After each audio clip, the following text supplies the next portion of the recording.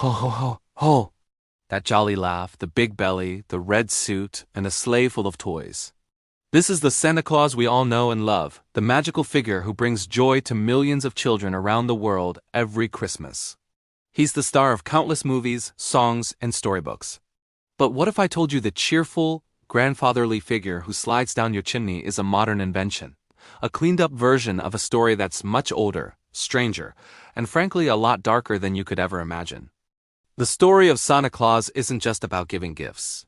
It's a tale that stretches back through centuries of history, blending Christian saints with terrifying pagan gods, stories of desperate poverty, and rituals that would seem utterly bizarre to us today. So grab a cup of hot cocoa, get comfortable, and let's pull back the festive curtain. We're about to unwrap the real story behind Santa Claus, and trust me, it's a wild ride that's far from the North Pole workshop we see in the movies. Our journey begins not in a magical wonderland, but in the gritty reality of the 3rd century Roman Empire in a place called Patara, which is in modern-day Turkey. This is where a man named Nicholas was born to a wealthy family. Nicholas was a devout Christian in a time when Christianity was still an emerging and often persecuted faith. After his parents died, he inherited a massive fortune, but instead of living a life of luxury, he dedicated himself to using his wealth to help the poor and needy. This is where the legend of Saint Nicholas, the original gift giver, truly begins. The most famous story about him involves a poor man who had 3 daughters. In those days, a young woman needed a dowry, a sum of money or property, to get married. Without it, her prospects were grim. This poor father couldn't afford a dowry for any of his daughters, and he was terrified they would be forced into a life of servitude or worse. Nicholas heard about their plight. He didn't want to humiliate the family by openly giving them charity. So, under the cover of night, he went to their house and tossed a bag of gold coins through an open window. The story goes that the bag landed right inside a stocking or a shoe that had been left by the fireplace to dry. He did this 3 times, once for each daughter, providing them all with a dowry and saving them from a terrible fate. Think about that for a moment. This isn't about giving toys to kids who are nice. This is about saving young women from a life of destitution and exploitation. The original act of St. Nicholas was a desperate intervention, a secret act of charity to prevent a real-world horror. This story is the bedrock of the entire Santa Claus legend. The secret nighttime gift-giving, the stockings by the fire, and the focus on helping those in need. After his death, Nicholas was canonized as a saint, and his reputation for generosity and protecting children spread like wildfire across Europe. His feast day, December 6th, became a day of celebration and gift-giving, especially for children. In countries like the Netherlands, he became known as Sinterklaas, a stately bishop who would ride a white horse, check if children had been good or bad, and leave treats in their shoes. But here's where the story takes a turn and starts to blend with something much older and more primal. As Christianity spread across Europe, it didn't just erase the old pagan beliefs. It often absorbed them. And one of the most powerful figures in Germanic and Norse paganism was the god Odin. Odin was the Allfather, the leader of the Norse gods.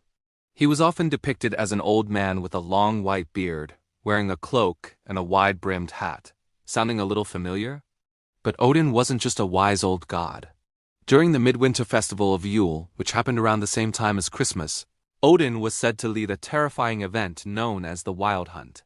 Imagine a ghostly procession of spectral hunters and demonic hounds tearing across the winter sky, led by Odin himself on his 8-legged horse, Sleipnir. The Wild Hunt was a sign of great upheaval.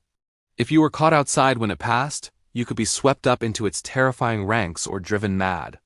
It was a symbol of the chaos and darkness of the deep winter. Odin, in this context, was a figure to be feared, not welcomed. But Odin also had a gift-giving side. Children would leave their boots by the hearth, filled with carrots or straw for Odin's flying horse, Sleipnir. In return, Odin would fly by and leave gifts or candy in their boots. An old, bearded figure who flies through the sky on an 8-legged steed, visiting homes at night to leave gifts in shoes. The parallels to Sinterklaas and his white horse are impossible to ignore. The 8 legs of Sleipnir could even be seen as a precursor to Santa's 8 reindeer. The jolly Santa we know seems to be a fusion. The compassionate heart of St. Nicholas combined with the awe-inspiring, sky-riding power of the pagan god Odin. But wait, it gets even darker. Remember Sinterklaas, the Dutch version of St. Nicholas? He didn't travel alone. He had a companion, a figure known as Zwarte Piet, or Black Pete. Traditionally, Zwarte Piet was a mischievous helper with a darkened face who would carry a sack and a birch rod. Good children got candy from Sinterklaas, but naughty children? They were supposedly beaten with the rod by Zwarte Piet, or, even worse, stuffed into his sack and carried away to Spain.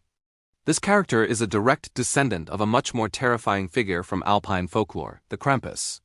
Krampus is the Christmas devil, a horned, cloven-hoofed beast with a long, pointed tongue who acts as the enforcer for St. Nicholas.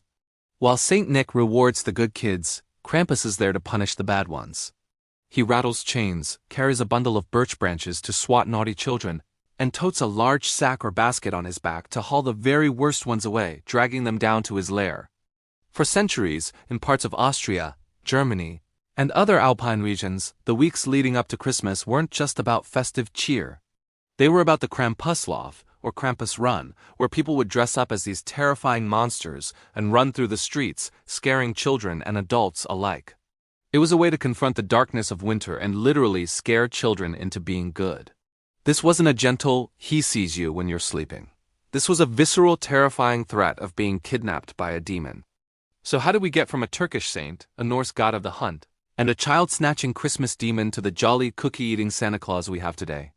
The transformation happened relatively recently, and it largely happened in America. In the early 19th century, writers in New York, like Washington Irving, wanted to create a more wholesome and family-friendly Christmas tradition. Irving wrote about a jovial Nicholas figure flying over the city in a wagon, smoking a pipe. But the real game-changer came in 1823 with the publication of a poem, A Visit from St. Nicholas, better known today as 'Twas the Night Before Christmas. This poem, anonymously published at first, but later attributed to Clement Clarke Moore, is responsible for so much of our modern Santa lore. It described him not as a stern bishop or a fearsome god, but as a jolly old elf with a little round belly that shook when he laughed like a bowl full of jelly. It gave him his magical sleigh and, crucially, named his 8 tiny reindeer. This poem stripped away the scary companions and the pagan darkness, replacing them with pure, whimsical magic. It transformed St. Nicholas from a figure of moral judgment into a symbol of childhood wonder. The final piece of the puzzle was visual.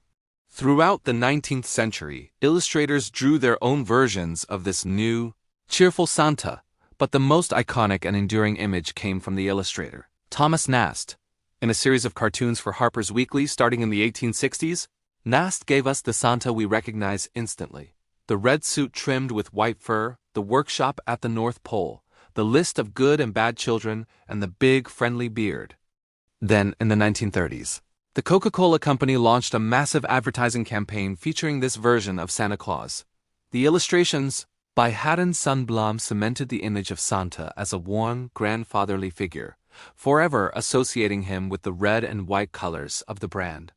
This global marketing push took the Americanized Santa and exported him around the world, often overriding older local traditions. So, when you see a Santa Claus this Christmas, remember the incredible journey that character has taken. He's the compassionate ghost of a 3rd century saint who saved children from poverty. He's the faint echo of a powerful pagan god who once led a ghostly hunt across the winter sky. He carries the shadow of terrifying demons who punish the naughty. And he's the product of 19th century poetry and 20th century advertising that sought to create a symbol of pure, uncomplicated joy. The story of Santa Claus is a perfect example of how cultures evolve. We take old stories, sand off the rough edges, blend them with new ideas, and create something that fits our modern values. The darkness of the ancient world, the genuine fear of starvation, the terror of the unknown, the brutal methods of discipline has been replaced with a story of magic, generosity, and the simple joy of giving.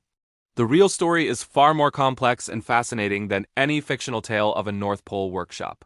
It's a story written in history, folklore, and the enduring human need for light in the darkest time of the year.